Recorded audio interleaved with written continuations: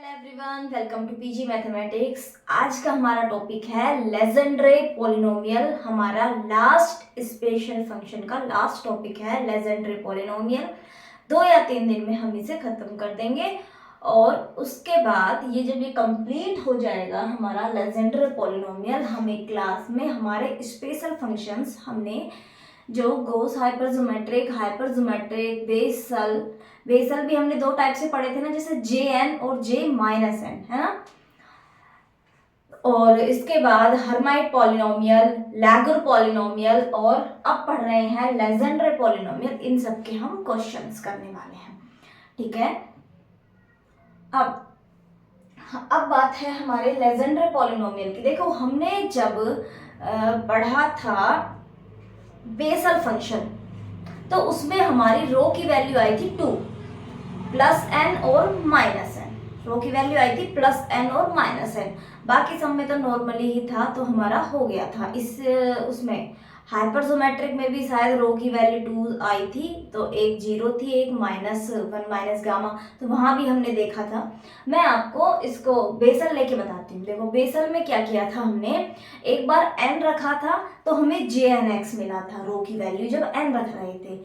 एक बार हम रख रहे थे -n तो हमें मिल रहा था j-nx, ठीक है। तो दोनों रो की अलग अलग वैल्यू के लिए हमें 2 फंक्शन मिले। वैसे वो दोनों फंक्शन एक जैसे ही थे, दूसरे में -n पुट करने पर हमें मिल रहा था, लेकिन हम n को पॉजिटिव इंटीजर या हम कह सकते हैं नॉन नेगेटिव इंटीजर जब हम लेके चल रहे हैं तो हम कह रहे थे jnx और j-nx थोड़ा सेम है। इसी तरह लेजेंड्रे पॉलिनोमियल की जब हम डिफरेंशियल इक्वेशन को सोल्व करेंगे, जब हम लेजेंड्रे पॉलिनोमियल डिफरेंशियल इक्वेशन को सोल्व करेंगे तो हमें 2 इक्वेशंस मिलेगी, ठीक है। वैसे आपने लैगुर वाली कर ली होगी, इजी थी वो तो, है ना। मैंने आपको कराई नहीं थी, बता दिया था कि क्या रो की वैल्यू मिल रही है, क्या सी नोट आपको पुट करना है, तो सिंपल था वो, तो बिल्कुल इजी था। तो वो हमारा हो गया होगा। यदि नहीं हुआ हो तो आप बता दें, मैं कम्युनिटी टैब में उसका सॉल्यूशन करके फोटो अपलोड कर दूंगी उसकी भी, यदि किसी को प्रॉब्लम हो कि यदि वो ना कर पाया हो तो, ठीक है। वैसे वो इजी था, हो जाना चाहिए था सबसे, क्योंकि इससे पहले हम जो हर्माइट में करके आए सेम वैसा ही प्रोसेस था। और वैल्यूज मैंने बताई दी थी कि रो की और सी नोट की आप क्या रखने वाले हैं, रो की क्या आएगी और सी नोट की आप क्या पुट करेंगे, ठीक है। तो जब हम इसे सोल्व करेंगे लेजेंड्रे पॉलिनोमियल की, हम अभी डिफरेंशियल इक्वेशन लिखेंगे। जब हम डिफरेंशियल इक्वेशन में सोल्व करेंगे y dash and y double dash, यहाँ पे हम y लेंगे समेशन r बराबर 0 to infinity C R x raise to power rho minus r, ठीक है। क्या लेंगे, x raise to power rho minus r लेंगे और हम करेंगे फिर इसे सोल्व लेजेंड्रे को। तो जब हम उसकी डिफरेंशियल इक्वेशन में पुट करके सोल्व करते हैं तो यहाँ भी हमें रो की 2 वैल्यूज मिलती हैं। एक तो मिलती है रो की वैल्यू n और एक मिलेगी -n-1, n मिलेगी और दूसरी मिलेगी -n-1, ठीक है। जब हम n पुट करेंगे, रो की वैल्यू जब हम n पुट करेंगे तो हमें मिलेगा Legendre polynomial of first kind, जिसे हम Pnx से डिनोट करेंगे। किससे डिनोट करेंगे, Pnx से।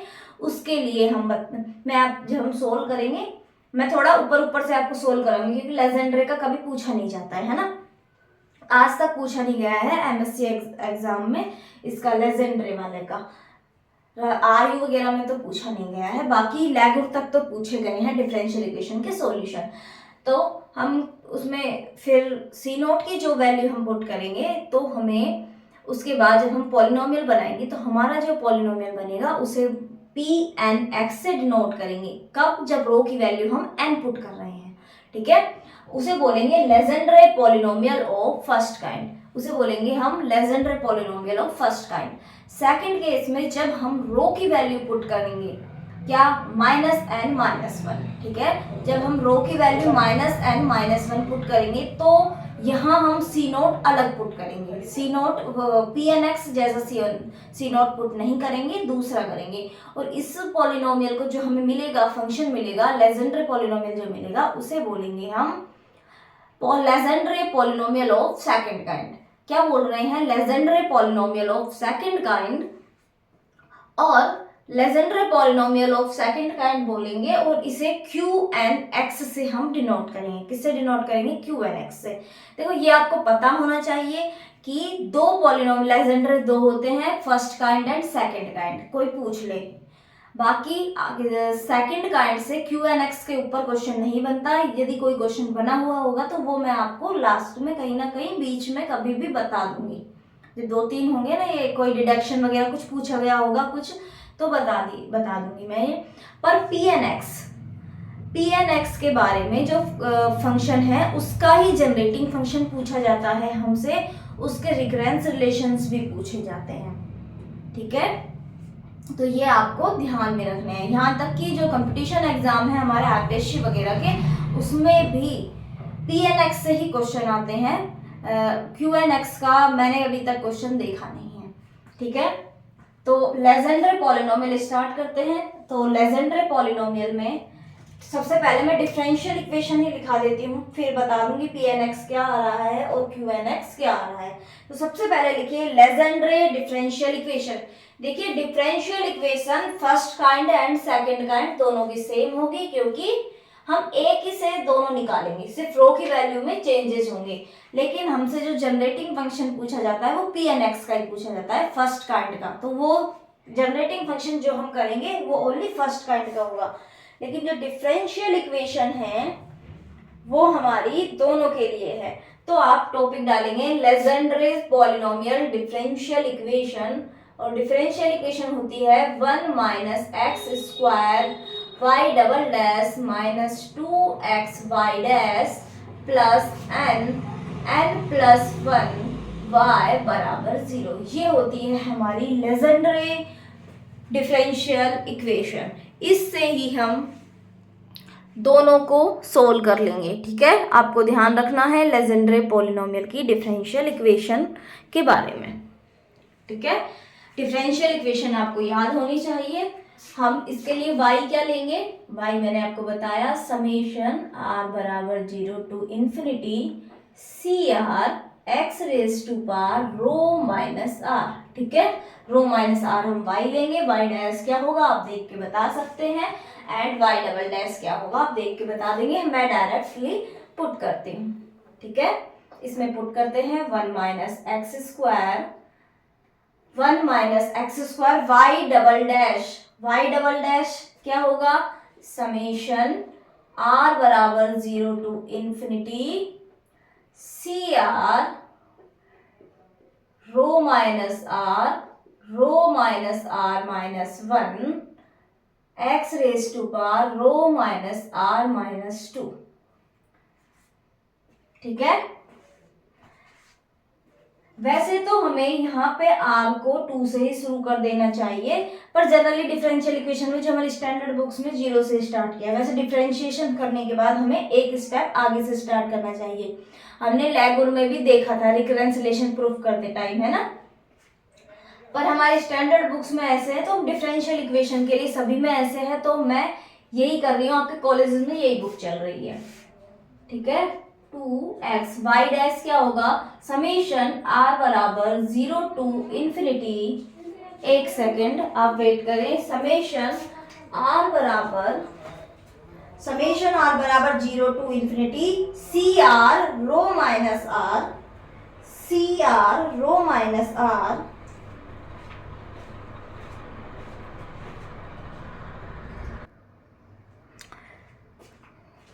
क्या होगा, y dash CR summation r बराबर 0 to infinity CR rho minus r x raise to power rho minus r minus 1 plus n plus 1 summation r बराबर 0 to infinity CR x raise to power rho minus r बराबर 0। ठीक है, अब हम क्या करते हैं, कोएफिशिएंट्स को एक साथ लेते हैं। क्या करेंगे, ये 1 और एक है माइनस एक्स स्क्वायर, 1 वाले के साथ जब मल्टीप्लाई करेंगे तो हमारे पास x की power rho minus r minus 2 होगी। तो हम क्या रखेंगे, समेशन r बराबर 0 to infinity CR rho minus r minus 1। X raise to power rho minus r minus 2। इस टर्म की और कोई टर्म नहीं है, मतलब x to power rho minus r वाली, प्लस समेशन आर बराबर 0 टू इन्फिनिटी सी आर। क्या क्या टर्म बची हमारे पास, n प्लस 1, ठीक है। इधर बचेगा माइनस का सी आर तो कॉमन ही ले लिया, रो माइनस आर माइनस 1, ठीक है। इधर बचेगा माइनस का 2 रो माइनस आर, ठीक है। X raise to power rho minus r बराबर 0। इसे थोड़ा सिंप्लीफाई करते हैं, मैं पहले इसे करके दिखा देती हूँ, डायरेक्ट इसी टर्म में पुट कर दूंगी, ठीक है। n प्लस 1 माइनस का रो माइनस आर आप कॉमन लेंगे तो आपके बचेगा रो माइनस आर माइनस 1 प्लस 2, तो ये बचा रो माइनस आर प्लस 1। क्या बचा, रो माइनस आर प्लस 1, ठीक है। ये हमारे पास टर्म बची। अब हम क्या करते हैं, इसे थोड़ा सा, एक मिनट, इसे अब हम यहाँ लिख देते हैं। क्या टर्म बची है हमारे पास, ये बची है रो माइनस आर प्लस 1, ठीक है। यहाँ तक कोई दिक्कत नहीं होगी आपको। आगे चलते हैं, नेक्स्ट स्टेप में हम क्या करते थे, हाईएस्ट पावर का कोफिशिएंट को 0 करते हैं। एक्स पे पावर रो माइनस आर बराबर 0। हमें एक्स पे पावर रो का कोफिशिएंट 0 करना है। एक्स पे पावर रो का कोफिशिएंट है, उसे 0 करना है ना। कोफिशिएंट ऑफ एक्स पे पावर रो बराबर 0, equating the coefficient of x raise to power rho 0। R की वैल्यू जब 0 पुट करेंगे, हम यहाँ से स्टार्ट होगा रो माइनस 2 से, और यहाँ पे होगा एक्स पावर रो, तो केवल रो वाली पावर यहाँ से मिलेगी, तो इसका हम आर पे पावर 0 रख के पुट करते हैं। देखो क्या मिलेगा हमें मिलता है C nought n plus 1 minus rho और रो प्लस 1, हमें ये टर्म मिली, कोफिशिएंट ये मिला। सी नोट कभी 0 नहीं होगा, फर्स्ट टर्म हमेशा जब भी हम ये मानते हैं सी नोट को नॉट इक्वल 0 लेते हैं, ठीक है। ये आप ध्यान रखेंगे, इसका मतलब ये वाली टर्म 0 होगी। अब ये वाली टर्म 0 होगी, तो अब यहां से हमें मिलेगा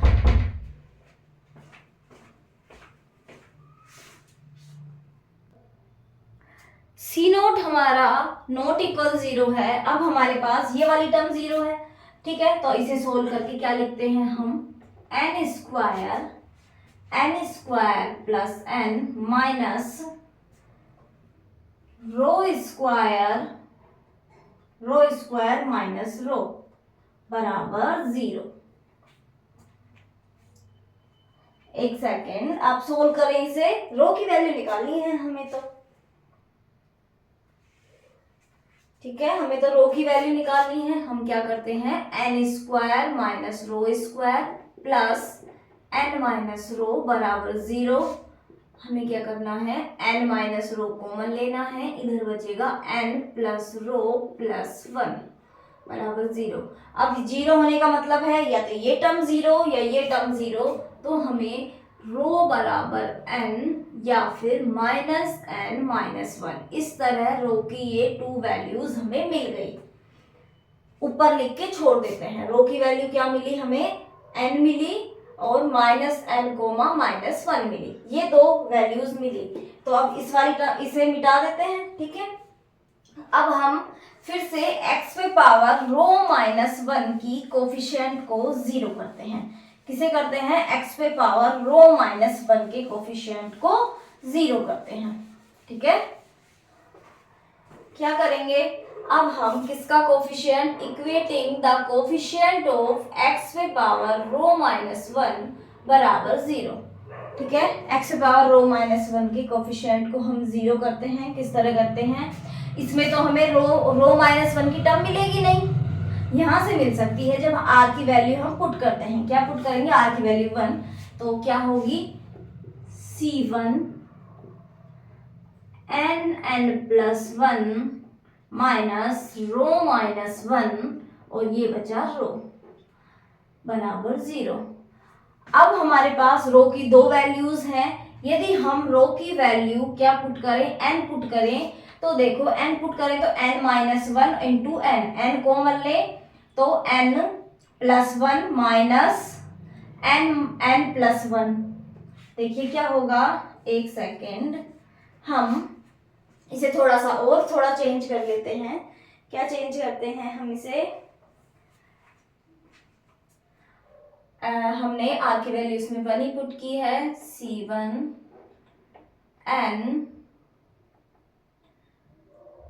n square plus n minus rho square plus रो, ये टर्म बची।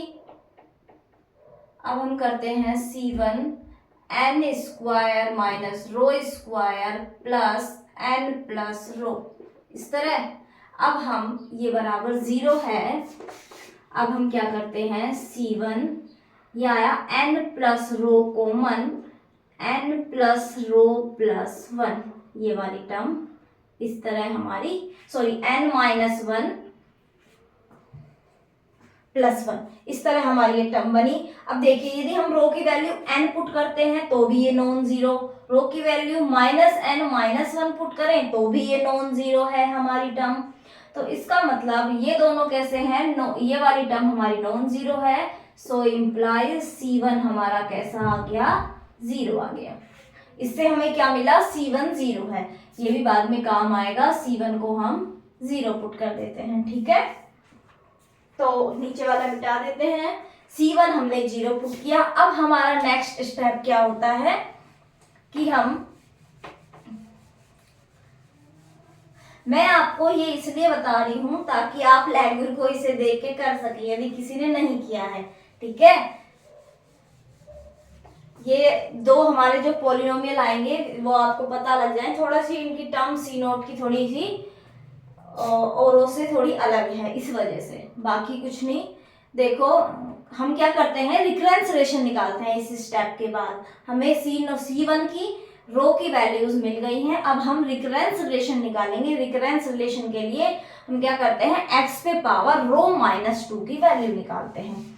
किसका कोफिशिएंट निकालते हैं हम, किसका coefficient, equating coefficient of x raise to power ρ-r बराबर 0।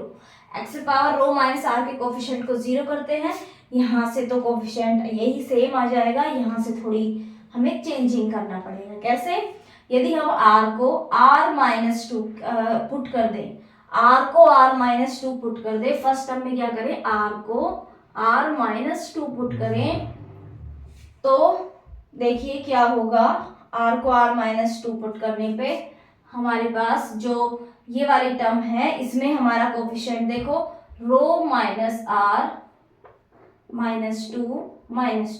तो ये ρ-r बच जाएगा, ठीक है। इस वाली में r को r-2 पुट करना है, क्या मिलेगा, cr-2 ρ-r-2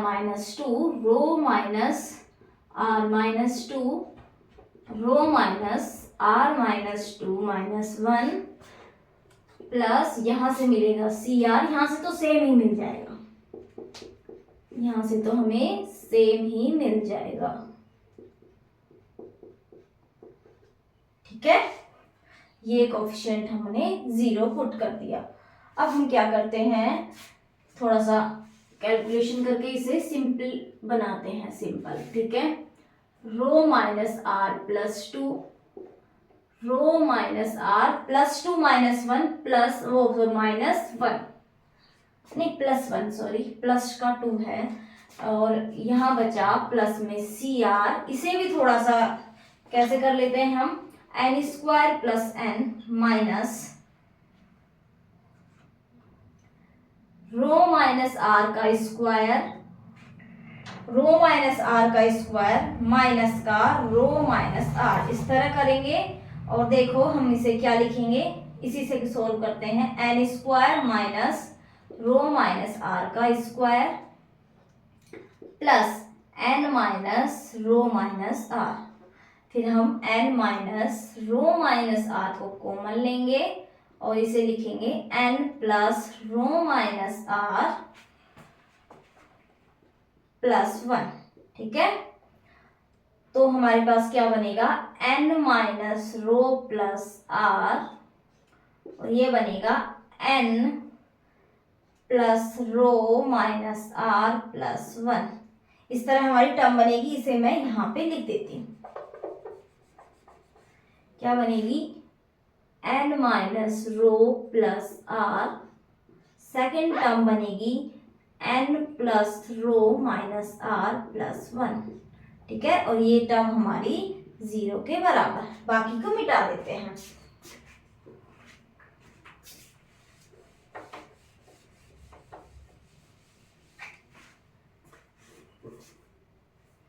ठीक है, अब हमें सी आर निकालना है। सी आर क्या होगा, माइनस बाहर rho minus r plus 2 rho minus r plus 1 C are minus 2 upon में ये वाली टर्म कैसे होगी, n minus rho plus r and n plus rho minus r plus 1। ठीक है, तो अब ये रिकरेंस रिलेशन आया है, ये हमें ध्यान में रखना है।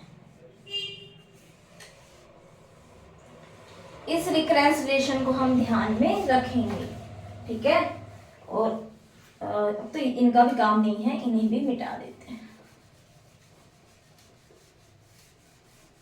अब हम क्या करेंगे, रिकरेंस रिलेशन में दो केस बनाएंगे। अब इसके बाद रो की दो वैल्यूज हैं तो दो केसेस बनाएंगे, और फिर हम अब डिफरेंशियल इक्वेशन का भी यूज नहीं है हमें, पर डिफरेंशियल इक्वेशन याद रखना, पूछी बहुत जाती है कि डिफरेंशियल इक्वेशन क्या है। ठीक है, एक बार तो ऐसे पूछी गई थी आरपीएससी में, इधर 4 पॉलिनोमियल्स के 4 स्पेशल फंक्शंस के नाम थे, इधर 4 डिफरेंशियल इक्वेशन थी, उन्हें मिला के उनके ऑप्शन बना रखे थे। ठीक है, इस तरह भी पूछी गई थी। अब देखो केस वन रो बराबर n। जब रो की वैल्यू n है तो हम क्या करते हैं, इसमें पुट करते हैं सी आर बराबर, इसे अलग से बॉक्स में कर देते हैं हम बंद। ठीक है, सी आर रो की वैल्यू n रखते हैं, देखो माइनस का n minus r plus 2 n minus r plus 1,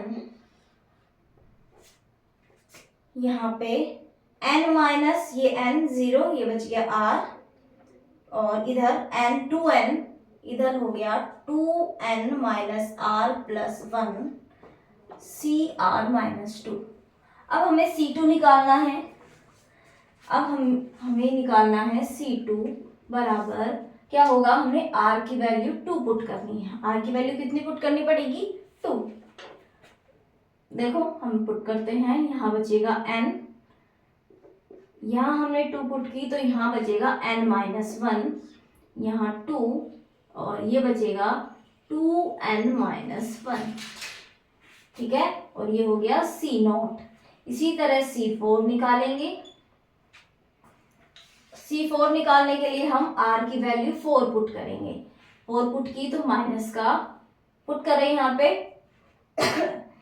put किया हमने यहाँ पे, तो क्या बनेगा हमारा n minus 2 n minus 3 upon 4 into 2n minus 3 2n minus 3 C2।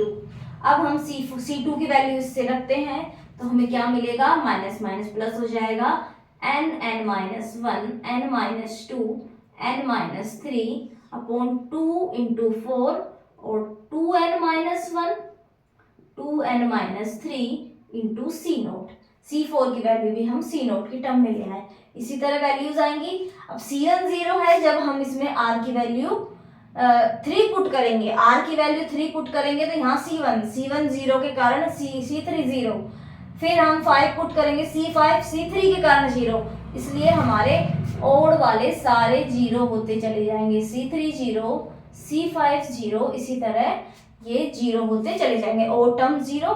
अब जब हम इसका पॉलिनोमियल, हम y की जो ये वैल्यू है इसमें पुट करेंगे, ठीक है, तो हमें कुछ इस तरह से मिलेगा हमारा y। मैं डायरेक्ट लिख ले रही हूँ, आप इसमें पुट करके लिखना कि इसे ओपन करेंगे c0 x पावर रो प्लस c1 x पावर रो -1, इस तरह आप लिखेंगे। c1 c3 ये टर्म 0 है, c2 c0 c4 इनकी वैल्यू हम लिखेंगे। क्या होगा, c0 कॉमन आ जाएगा, x पावर रो माइनस का n(n-1) upon 2n-1 x power रो -2। ठीक है, c1 वाली टर्म 0 है, प्लस c4 के साथ n(n-1) n-2 n-3 upon 2 into 4 2n-1 2n-3 x पे पावर रो -4। इसी तरह हमारी ये टर्म्स चलती हुई चली जाएंगी। ठीक है, तो आप ये करेंगे तो आपको ये आ जाएगा कि हमने किस तरह ये किया है। ठीक है, अब मेन बात है, हम इसे Legendre polynomial of first kind जब बोल रहे हैं, Legendre polynomial of first kind बोलते हैं, तो हम c0 को पुट करते हैं 2n factorial upon 2 raise to power n into n factorial का स्क्वायर। c0 को क्या पुट करते हैं, 4pnx 2n factorial upon n factorial का स्क्वायर इंटू में क्या था, 2 पे power n 2 raise to power n, ये हम c0 पुट करते हैं। इसे हम फर्दर सोल्व कर लेते हैं। ये 2 अलग से नहीं है, 2n ऐसे फैक्टोरियल है ना, तो इसे हम पूरा जब सोल्व कर लेते हैं तो देखिए क्या करते हैं हम। इसे सोल्व करने के बाद सिंपल वे में सोल्व करो, चलो 1 2 3 2n-1 2n तक।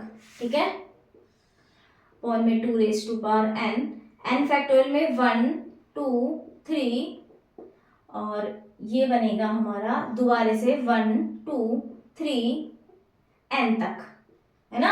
n फैक्टोरियल है तो n तक जाएगी वैल्यू, 2n फैक्टोरियल है तो 2n तक हमारी वैल्यू जाने वाली है।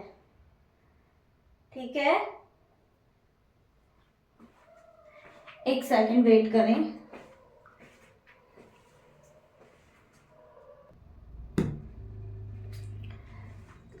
तो अब इसे थोड़ा और सोल्व कर लेते हैं। हम और टर्म्स को एक साथ लिखते हैं, 1 3 5 2n-1, ये इस फॉर्म में पूछा जाता है। फिर क्या बचेगा, 2 4, तो सब में से 2 कॉमन लेंगे, 2 raise to power n common लिया, 2 4 में से ले लिया, तो 1 2 इसी तरह से n तक ये बचेगा, और 2 रेज टू पावर n, ये n फैक्टोरियल, ये n फैक्टोरियल, ये भी n फैक्टोरियल बनेगा 2 रेज टू पावर n से, ये कैंसिल, एक n फैक्टोरियल से ये n factorial cancel, 1 into 3 into 5 कहाँ तक, 2n-1 तक जा रहे हैं, एंड n फैक्टोरियल। इस तरह होती है c0 की value for Legendre polynomial of first kind. तो हम क्या लिखेंगे, देखो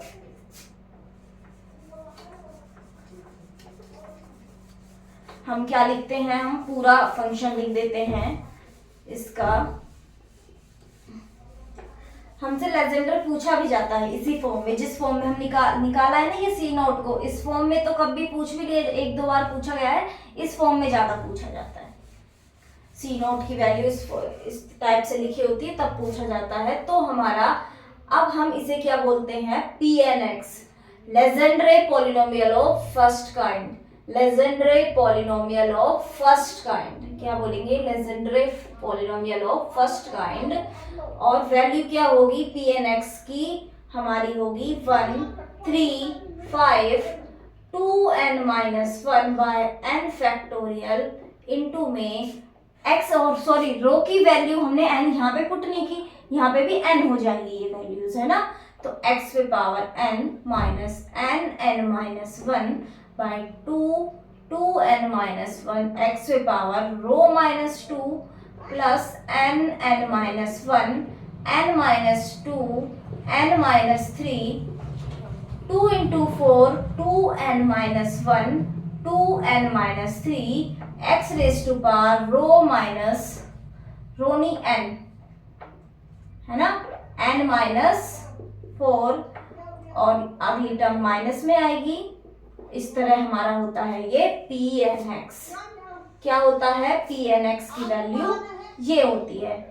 तो इस फॉर्म में आपको याद रखनी है कि pnx की वैल्यू इस तरह होती है। अब सेकंड काइंड के लिए हम क्या करते हैं, रो की वैल्यू सेकंड वैल्यू पुट करेंगे माइनस n माइनस वन, तो वो हम पुट करते हैं, तब तक आप ये नोट करें। Legendre polynomial of first kind pnx की वैल्यू क्या होती है, ये हमने फर्स्ट लाइन में जो लिखी है, फर्स्ट स्टेप यही होती है। और इसे बुक्स में थोड़ा सा सिंप्लीफाई और किया गया है और pnx की वैल्यू दी गई है समेशन r बराबर 0 to greatest integer n by two minus one raise to power r 2n minus two r factorial upon 2 raise to power n r factorial n minus r factorial n minus 2r factorial x raise to power n minus 2r, है ना। इस type से दी गई है और ये simplify होके आ जाती है इस तरह से हम नॉर्मली, लेकिन हमें सी नोट की वैल्यू जो हमने पहले लिखी थी ना 2n factorial upon 2 raise to power n factorial का स्क्वायर, वहाँ से आएगी। इस वाले सी नोट से नहीं आएगी जो हमने ऊपर वाले स्टेप में लिखा है 1 3 5 2n minus one upon n factorial, इससे नहीं आएगी ये वैल्यू। ये वाली जो नीचे हमने सिंप्लीफाई किया है ये हमें पहले वाले सी नोट से वैल्यू आएगी। ये मैंने आपको इसलिए लिखाया है, यूज हमारा कुछ नहीं है कि मतलब प्रोसेस हमें देखने की ज़रूरत नहीं है, ये इसलिए है रिकरेंस रिलेशंस वगैरह इसी से प्रूफ होते हैं हमारे, ठीक है। तो कभी कोई पूछ भी ले वैसे भी कंपटीशन वगैरह में, तो आपको ये ध्यान होना चाहिए pnx क्या होता है। अब हमें Legendre polynomial of second kind निकालना है, उसके लिए रो की value minus n minus one हम पुट करेंगे। क्या पुट करेंगे, रो की value minus n minus one. ये हमारा डिफरेंस रिलेशन लिखा हुआ है, इसमें हमें पुट करनी होगी रो की वैल्यू। तो क्या आ रहा है हमारा सी आर क्या आया माइनस, रो की वैल्यू क्या लिखनी है minus n minus one minus r plus two minus n minus one minus r plus one upon n minus n minus one plus r n minus one minus r plus one, ठीक है। C R minus to, थोड़ा सा और simplify कर देते हैं minus का, ये हो गया minus n minus r plus one, ये हो गया minus n minus r upon, आप माइनस कॉमन लेके भी इसे कर लेंगे, देखो इसे पहले करते हैं, ये बचा r और plus one, r plus one, यहाँ भी हमें यहाँ पे only r C are minus two, इसमें माइनस कॉमन ले लेते हैं तो ये दोनों टर्म प्लस, यहाँ माइनस कॉमन लेने पे ये प्लस और वन माइनस का, ठीक है। इस तरह से हमारा ये बन जाता है। आप इसमें r की वैल्यू सेम पुट करेंगे, C2 हमारा C2 भी निकलेगा, C4 निकलेगा, बाकी odd terms C1 C3 C5 ये सभी हमारी जीरो होती चली जाएंगी, ठीक है। तो मैं QNX डायरेक्टली लिख दूं, QNX क्या होगा आप निकाल के देखेंगे, C2 वगैरह की वैल्यू निकालेंगे यहाँ से, तो आप यहाँ से क्या होगा देखो, इसके लिए जो C नोट होगा, C नोट की वैल्यू हम पुट करेंगे n upon 1 3 5 2n plus one, क्या पुट करेंगे n upon 1 3 5 2n plus one, ये हम पुट करते हैं तो हमारा QNX, ठीक है, क्या आता है n upon 1 3 5 2n plus one, C nought की वैल्यू हो गई। ब्रैकेट में क्या आएगा x raise to power minus n minus one, x raise to power minus n minus one, क्योंकि x की पावर रो मिलेगा और रो की वैल्यू माइनस n माइनस 1 हम रखने वाले हैं। प्लस में हमें मिलेगा, प्लस में क्या मिलेगा, plus n+1 n+2, n+1 n+2 upon में इस वाले टर्म के साथ हमें मिलेगा 2n+3, 2n+3 x⁻n−3, ठीक है। फिर नेक्स्ट टर्म मिलेगी n+1 n+2 n+3 n+4। Next term क्या मिलेगी, n+1 n+2 n+3 n+4 upon में 2 × 4 2n+3 2n+4 इंटू में होगा x⁻n−5 और इसी तरह ये टर्म हमारी आगे चलती हुई चली जाएंगी, ठीक है। देखो Pn(x) में प्लस माइनस की टर्म है, इसमें हमारी सारी प्लस प्लस है। ये सेकंड काइंड है, ये हमारा फर्स्ट काइंड है। फर्स्ट काइंड के तो हमें जनरेटिंग फंक्शन, रिकरेंस रिलेशन सब कुछ पढ़ना है, इसलिए मैंने इसका समराइज फॉर्म लिखा दिया, कभी पूछ भी ले, लेकिन इसका हमारे कोई यूज नहीं आएगा, ठीक है। बस आपको पता होना चाहिए Pn(x) और Qn(x) दो टाइप के होते हैं, और कभी कभी कहीं कहीं लिखा होता है जो फाइनल लेजेंडरे पॉलिनोमियल है वो लिखते हैं y बराबर c1 Pn(x) plus c2 Qn(x), ठीक है, इस तरह लिखते हैं। कोई रिकरेंस रिलेशन होगा Qn का तो वो मैं बता दूंगी यदि कोई एग्जाम में आया हुआ होगा, वरना आपसे Pn(x) ही पूछता है। नॉर्मली Pn(x) ही पूछा जाता है, जनरेटिंग फंक्शन भी, इसके बाद इसके रिकरेंस रिलेशन भी, कुछ डिडक्शंस होंगे, रोड्रिक फॉर्मूला भी, सब कुछ Pn(x) के लिए ही पूछा जाता है, ठीक है। तो आगे बढ़ते हैं हम जनरेटिंग फंक्शन में, उससे पहले आप ये नोट कर लें। देखो मैंने डायरेक्टली कुछ चीजें इसलिए लिख दी हैं ताकि आपका टाइम थोड़ा सा कम लगे, है ना। कि मुझे तो क्या था, इसमें बस r की वैल्यू 2 पुट करनी थी, फिर 4 पुट, 2 स्टेप और आते, पर पूरा लिखते आप करते, रिकरेंस रिलेशन में पुट करने थे, वो आप खुद भी कर सकते हैं, और ये इम्पोर्टेंट भी नहीं है इतना, तो मैंने इसलिए डायरेक्ट लिखा दिया। तो हम आगे चलते हैं, ये आप नोट कर लें, ध्यान रहे Pn(x) और Qn(x) दो होते हैं, और फाइनल कहीं कहीं लिखा होता है y बराबर c1 Pn(x) plus c2 Qn(x), इस टाइप से भी, तो आपको ध्यान रखना है। अब हम जनरेटिंग फंक्शन पे आते हैं। Pn(x) का जनरेटिंग फंक्शन होता है समेशन n बराबर 0 टू इन्फिनिटी Pn(x) z⁻n बराबर 1 - 2xz plus z² whole raise to power -½ ठीक है। ये आपको ध्यान में रखना है कि जनरेटिंग फंक्शन क्या होता है, ठीक है। प्रूफ के लिए क्या करते हैं, RHS लेते हैं, ये हमारा RHS हुआ, इसमें हमने इस टर्म में z कॉमन लिया, 2x - z इस तरह लिख दिया।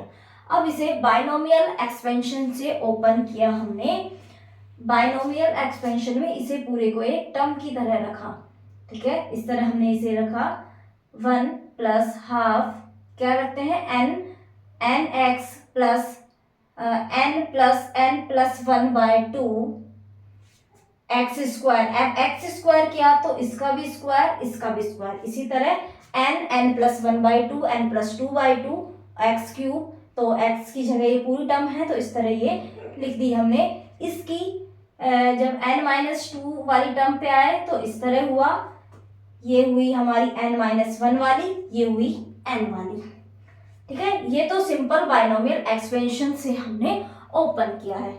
अब हर टर्म में ये वाली टर्म आ रही है, ये भी एक बाइनोमियल एक्सपेंशन से ओपन हो सकती है, इस पे भी हम एक्सपेंशन रूल फॉलो करेंगे। कब करेंगे, अब हम कोफिशिएंट ऑफ z⁻n यदि Pn(x) बताते हैं तो हमें लेजेंड्रे पॉलिनोमियल की ये जनरेटिंग फंक्शन है, ये प्रूफ हो जाता है। तो हम coefficient of z raise to power n निकालते हैं। ध्यान से समझ लीजिए। सबसे पहले इस टर्म की बात करते हैं, लास्ट वाले की, सबसे सिंपलेस्ट टर्म है ये। हमें z raise to power n चाहिए। हमने इससे आगे की क्यों नहीं लिखे, z पे power n+1 2x minus z पे पावर n+1, तो हमें तो n टर्म वाली ही चाहिए, तो हमें n टर्म तक हमने लिख ली। यहाँ से इसे भी जब हम एक्सपेंशन से ओपन करेंगे, ठीक है, तो एक टर्म तो ऐसी मिलेगी सिंगल, फिर ऐसी मिलेगी एक पावर वाली, दो पावर वाली, तीन पावर वाली, ठीक है। तो हम क्या करेंगे, हमें चाहिए z raise to power n की। z इसके साथ z raise to power n तो है ही, यहाँ से हमें कौन सी वाली टर्म चाहिए, ये वाली टर्म, सिंपल वाली, z रेज़ टू पावर 0 वाली। किसमें होगी, जब 2x पावर n होगी। जैसे भाई a प्लस बी का स्क्वायर करते हैं तो a square plus b square 2ab plus b square इस तरह होती है। अब यदि मुझे यहाँ से b raise to power n multiply में है, तो अब मुझे b raise to power n का कोफिशिएंट चाहिए, तो हमें b raise to power n के लिए क्या देखना होगा, जिसमें b raise to power n नहीं है, दूसरी वाली टर्म का फुल होगी, है ना। यहाँ पे n होती तो a raise to power n और इस टाइप से बनती हुई चली जाती। ये उसी इस तरह जैसे स्क्वायर ओपन हो रहा है, इस तरह n वाली टर्म ओपन होती, तो उस तरह ओपन होने पे क्या मिलेगा, 2x पावर n, ठीक है। तो क्या होगा, 2 raise to power n x raise to power n, और इसे हमने एज इट इज लिखा, एंड इसमें से 2 कॉमन लेके जैसे लास्ट किया था 2 raise to power n factorial, ठीक है। तो इस वाली टर्म में हमने z raise to power n निकाल लिया। इस वाली टर्म में हमें z raise to power n की कोफिशिएंट चाहिए, z raise to power n-1 है, एक कोफिशिएंट हमें यहाँ से चाहिए। इसमें से हम z रेज़ टू पावर 1 का कोफिशिएंट देखेंगे। ये तो एज इट इज लिख दिया, 2 raise to power n-1 time और n-1 फैक्टोरियल हो जाएगा, ठीक है। इसमें चाहिए तो हम क्या करेंगे, n-1, क्योंकि पावर कितनी है, n-1 c1 n-1 2x पे पावर n-1 में से एक टर्म और माइनस करनी है, क्योंकि एक हमें तो एक तो z ही आएगा, और टोटल जो ये पावर होती है, जैसे ये 2 पावर में दोनों की पावर मिला के कितनी होती है 2, यानी दोनों की पावर मिला के कितनी थी n, यहाँ पे है n-1, तो 2x की पावर और z की पावर दोनों की जो पावर है, ये पावर मिला के कितनी होनी चाहिए n-1। इसकी पावर मैं 1 चाहती हूँ, तो इसकी पावर कितनी लेनी पड़ेगी n-2, तो n-2 एंड माइनस किस लिए आ रहा है, क्योंकि z के साथ माइनस है, हमने z की एक पावर ली है तो -1। इसी तरह इस वाले में निकालेंगे तो n-2 पावर है, यहाँ से 2 पावर चाहिए, तो n-2 में से 2 माइनस n-4 हुई पावर, और n-2 c2 और -1 का स्क्वायर हो जाएगा, तो इसलिए इस टर्म में माइनस नहीं आया है। इसी तरह हर टर्म में हम निकालते चलेंगे। यहाँ तो हमारी स्क्वायर ही है, तो यहाँ से तो हमें n नहीं मिलेगी। हाँ, n की वैल्यू हम कुछ पर्टिकुलर वैल्यू देते हैं तो हमें मिल सकती है। तो इस तरह हम इसे ओपन करके हमने कोफिशिएंट निकाल लिया, किसका, z raise to power n का कोफिशिएंट निकाल लिया। अब हम इस टर्म में से कॉमन ले सकते हैं, क्या कॉमन लेंगे, 1 3 2n-1 2 raise to power n। देखो नेक्स्ट स्टेप में लिखते हैं, आपको ये समझ आ गया होगा, ठीक है। किस तरह, एक बार हमने एक्सपेंशन किया, फिर इसके बाद इनका भी एक्सपेंशन हमें करना पड़ रहा है, डबल एक्सपेंशन हो रहा है ना हमारे पास, तो इसलिए कंफ्यूज ना हो, ये या तो आप ध्यान रख लें और थोड़ा सोच लेना कि किस तरह से ओपन होती है। बायनोमियल एक्सपेंशन आप जब देखेंगे तो आप सोच ले थोड़ा सा कि किस तरह करते हैं। यहाँ n पावर है तो मुझे कांस्टेंट वाली टर्म चाहिए, x कांस्टेंट की तरह है, तो इसकी पावर n हो गई। इसी तरह इसमें n-1 है, z रेज़ टू पावर 1 की चाहिए, तो इसकी एक कम होगी, n-1 से एक कम की। इसी तरह नेक्स्ट स्टेप में तो आप ये नोट कर लें, ठीक है। तो आगे चलते हैं, हम क्या करते हैं, हमने कोफिशिएंट निकाल लिया, z raise to power n का कोफिशिएंट क्या होगा। अब हमें pnx की फॉर्म में इसे लेके आना है, तो हम इसमें से कॉमन लेते हैं। क्या कॉमन लेते हैं, देखो 1 3 2n-1 तक कॉमन लेते हैं, ठीक है। अपॉन में n फैक्टोरियल, क्योंकि हमें सी नोट की यही वैल्यू रखनी होती है किसमें, पी एन एक्स में, तो हम इसे बाहर ले आते हैं। अंदर देखो फर्स्ट टर्म में क्या बचा, 2 रेज टू पावर n से 2 रेज टू पावर n गया तो x raise to power n, ठीक है। सेकंड टर्म में माइनस है, माइनस लगा दिया।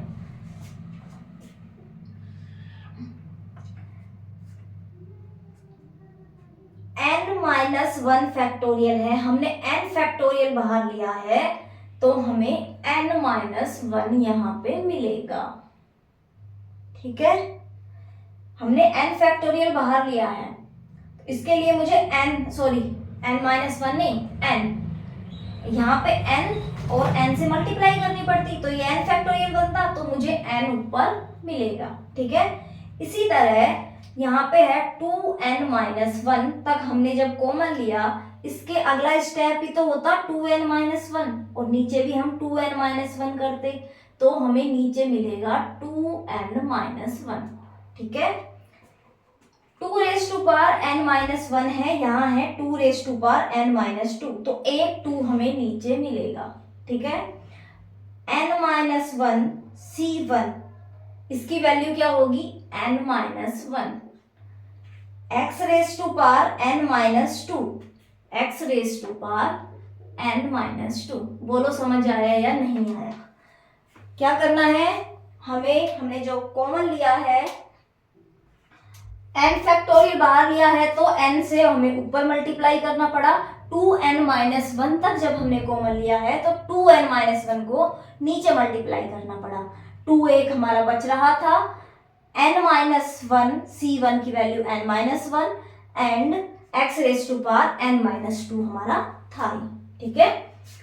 इस वाले स्टेप में इसी तरह हम आगे चलते हैं, ये तो प्लस का रहेगा, नीचे है हमने n फैक्टोरियल कॉमन लिया है, नीचे है n माइनस 2, तो हमें n माइनस 1 से मल्टीप्लाई करना पड़ेगा, n माइनस 2 c2, इसकी वैल्यू होगी n minus 2 n minus 3, 2 raise to power n minus 2, 2 raise to power n minus 4, तो 2 नीचे एक्स्ट्रा है, क्या है एक्स्ट्रा है, और एक 2 हमारा इससे भी आएगा तो 2 और 4, एक 2 हमारा n माइनस 2 c2 से भी आएगा ना, ठीक है। क्या वैल्यू होती है n minus 2 factorial upon 2 factorial and n minus 4 factorial, तो n माइनस 2 n माइनस 3 और ये 2 फैक्टोरियल का 2 यहाँ से आ गया। इसी तरह इस वाली टर्म से हमने 2n माइनस 1 तक कॉमन लिया है तो हमें 2n माइनस 1 और 2n माइनस 3 लेना पड़ेगा नीचे and x raise to power n minus 4 तो है, ठीक है। इस तरह ये अब हमारा क्या बन गया, pnx ही बन गया, क्या बन गया pnx। इसका मतलब हमारा जनरेटिंग फंक्शन जो हमने लिया है क्या है, समेशन n बराबर 0 to infinity pnx z raise to power n की वैल्यू क्या है, बराबर में 1 minus 2xz plus z square whole raise to power minus half. ये हमारा प्रूफ हो गया। प्रूफ का रोल नहीं है पर एमएससी एग्जाम में पूछा गया है जनरेटिंग फंक्शन का प्रूफ। ये पूछा गया है जो लोग ऑब्जेक्टिव की तैयारी कर रहे हैं, आई थिंक एमएससी या फिर कोई और एग्जाम है स्पेशल फंक्शन, उसमें जनरेटिंग फंक्शन इंपॉर्टेंट है। जनरेटिंग फंक्शन आपको ध्यान में रखना है। डिफरेंशियल इक्वेशन नहीं पूछी गई है लेकिन जनरेटिंग फंक्शन पूछा गया है। तो आज की क्लास हम यहीं पे कंप्लीट करते हैं। नेक्स्ट क्लास में हम जो हमने जनरेटिंग फंक्शन पढ़ा है इसके डिडक्शंस पढ़ेंगे, ठीक है, कि हम क्या क्या डिडक्ट कर सकते हैं इससे। तो okay, bye bye, thank you. पढ़ते रहिए और अपने दोस्तों के साथ शेयर करते रहिए।